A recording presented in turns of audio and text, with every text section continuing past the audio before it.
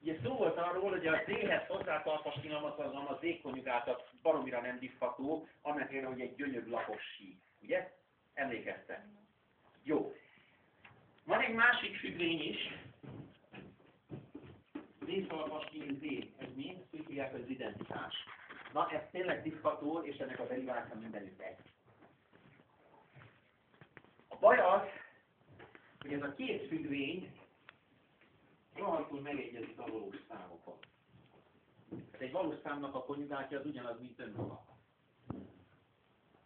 És az imént mondott kiterjesztési tétel, hogy ha van kiterjesztés, az csak egyfajta lehet. Vedd a valósokon az identitás. Ennek reguláris kiterjesztése az identitás függvény. De akkor más kiterjesztése nem lehet. Tehát ha neki kiterjesztése ez a Z-tartasnyíl Z alap, hogy mi a Z-konjugát, akkor az egész egyszerűen nem lehet reguláris.